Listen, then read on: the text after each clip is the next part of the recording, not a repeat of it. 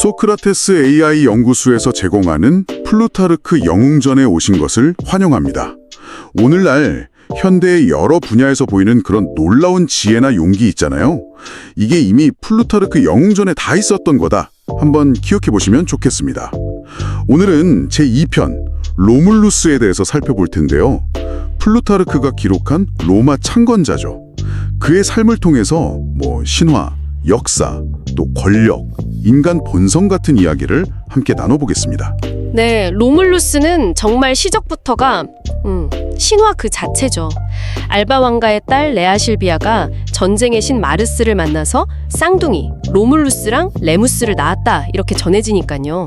와, 시작은 정말 거창한데요. 근데 그 현실은 완전 달랐잖아요. 외삼촌 아몰리우스가 왕위를 뺏고 어머니는 베스타 신전의 제사장이 되어서 독신으로 살아야 했고, 맞아요. 그래서 결국 쌍둥이는 티베르 강에 버려지죠. 이게 참 운명의 장난 같기도 하고요. 신화적인 배경하고 현실이 너무 다르네요. 네, 바로 그 지점에서 그 유명한 암늑대 이야기가 나오는 거죠. 늑대가 젖을 먹이고 또 딱따구리가 먹이를 물어다 줘서 살아남았다. 아, 그 이야기 정말 유명하죠. 이게 단순히 그냥 신기한 이야기가 아니라 뭐랄까 로물루스가 가진 어떤 신성함 그리고 동시에 아주 거친 야생적인 생명력 이걸 같이 보여주는 상징으로 볼 수 있어요. 버려졌지만 신과 자연이 도왔다 이런 건가요? 그렇죠. 일종의 복선이죠. 그렇게 양치기 파우스툴루스 부부 손에 발견되어서 자라잖아요. 특별한 왕족 교육 같은 건 없었을 테고요. 네, 기록상으로는 그렇죠. 근데 플루타르크는 어릴 때부터 지도자 기질이 보였다고 썼다면서요? 맞습니다. 그 부분에 좀 강조해요. 자신의 혈통을 전혀 몰랐는데도 이웃들을 돕거나 도둑들을 막아내면서 자연스럽게 리더 역할을 했다는 거예요. 용기나 정의감 같은 게 그냥 드러난 거죠. 타고난 거네요, 정말. 네, 그런 셈이죠. 그러다가 이제 나중아 출생의 비밀을 알게 되잖아요. 그렇죠. 알고 나서 바로 외할아버지 누미토르를 도와서 폭군 아몰리우스를 몰아내고 왕위를 되찾아들이죠. 이게 첫 번째 큰 공인데, 네, 근데 여기서 만족하지 않아요. 알바에 그냥 머무를 수도 있었는데 레무스랑 같이 아예 새로운 도시를 만들기로 결심하죠. 이게 정말 대단한 것 같아요.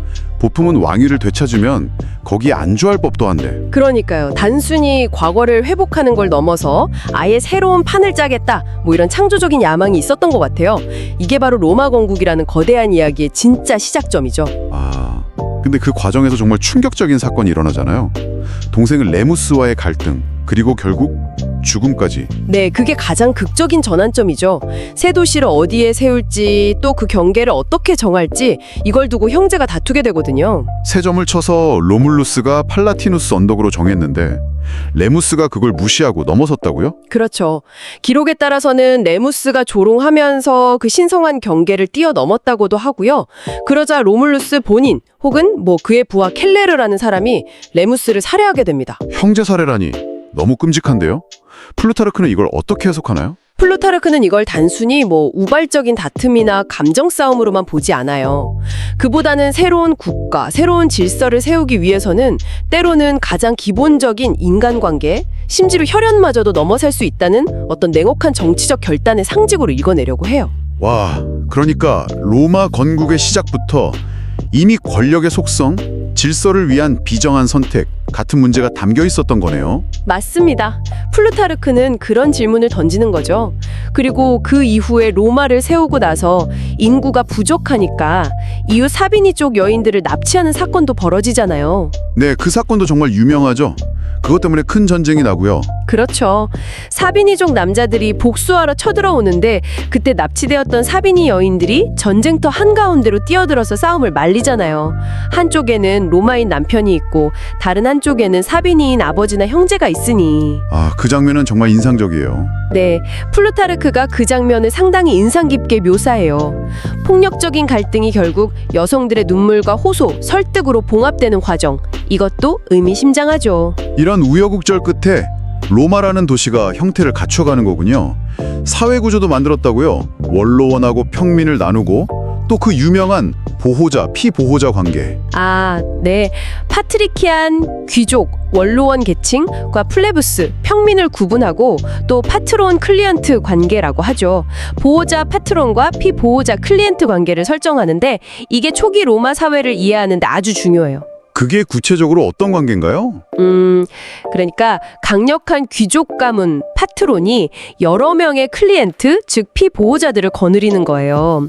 경제적으로나 법적으로 지원해주고 보호해주는 대신에 클리엔트들은 파트론에게 충성을 바치고 정치적으로 지지해주는 거죠.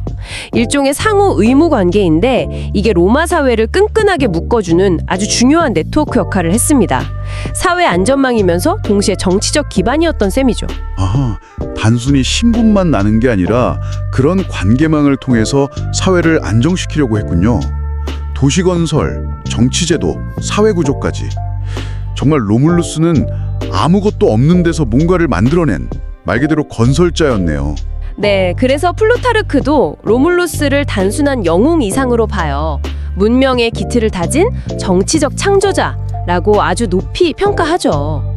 신화 속 인물 같지만 굉장히 현실적인 제도를 설계하고 구축했다는 점을 인정한 겁니다. 하지만 그 빛이 워낙 강렬해서 그런지 그림자도 좀 짙었던 것 같아요. 아무래도 동생 레무스를 죽인 일은 계속 꼬리표처럼 따라다녔을 것 같고. 그렇죠. 그건 로물루스의 가장 큰 오점으로 남죠. 그리고 플루타르크는 말년에 로물루스가 점차 좀 권위적으로 변하고 독재자 같은 모습을 보이면서 원로원과 갈등을 빚었다는 점도 분명히 지적해요. 아, 역시 권력이란 게. 네, 위대한 업적을 세운 창업 군주라고 해도 권력의 정점에 오래 머물다 보면 그 속성에 조금씩 잠식되어가는 인간적인 한계랄까 그런 모습을 보여주는 거죠. 그래서 그런 걸까요? 로물루스의 죽음도 이야기가 완전히 갈리잖아요.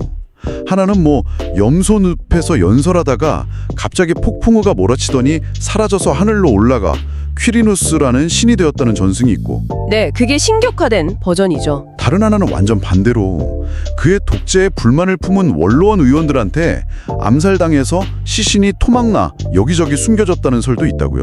이건 너무 극단적인데요. 그렇죠. 플루타르크는 이 두 가지 상반된 이야기를 다 전해주면서 어느 한쪽이 맞다고 단정하지 않아요. 판단을 유보하는 거죠. 왜 그랬을까요? 그냥 사실이 뭔지 밝히는 게 역사가 아닌가요? 아마 플루타르크의 의도는 단순히 팩트체크에만 있지 않았던 것 같아요. 신이 된 영웅의 모습과 정치적 암투 속에서 비참하게 살해당한 권력자, 이 양극단의 가능성을 모두 보여주면서 로물루스라는 인물, 그리고 그가 상징하는 권력의 본질에 대해서 독자 스스로 더 깊이 생각하게 만들려는 장치 아니었을까 싶어요. 아, 듣고 보니 그렇네요. 어떤 이야기가 진짜 역사냐를 넘어서 그 이야기들이 담고 있는 더 깊은 의미, 인간과 정체에 대한 통찰을 이끌어내려고 했다는 거군요. 네, 정확합니다. 플루타르크가 로물루스를 그리스 영웅 테세우스와 비교하면서 로물루스의 창조적인 업적은 정말 대단하지만 어떤 도덕적인 리더십 측면에서는 좀 한계가 있었다, 이렇게 평가하는 것도 비슷한 맥락으로 볼 수 있어요. 신화랑 역사가 막 뒤섞여 있는 로물루스 이야기 속에서 플루타르크는 시대를 초월하는 리더십의 덕목과 위험성, 또 국가를 만드는 과정에서의 빛과 그림자, 이걸 동시에 읽어내려고 했던 거군요. 네, 맞습니다. 그래서 로물루스 이야기는 오늘날에도 여전히 유효한 질문들을 던져주죠. 위대한 창건자인가? 아니면 냉혹한 권력자인가? 국가나 조직을 처음 만드는 과정에서 불가피한 희생이라는 건 어디까지 용납될 수 있는가? 뭐 이런 것들이요.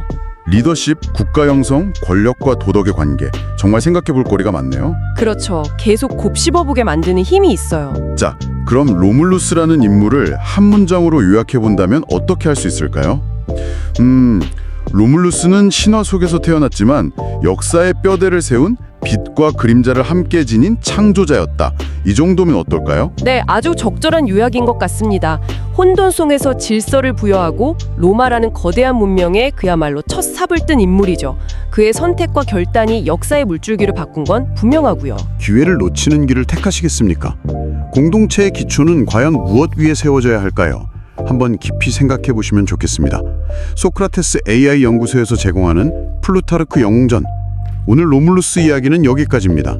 다음 시간에는 제3편 스파르타의 전설적인 입법가죠, 리쿠로구스 이야기로 돌아오겠습니다.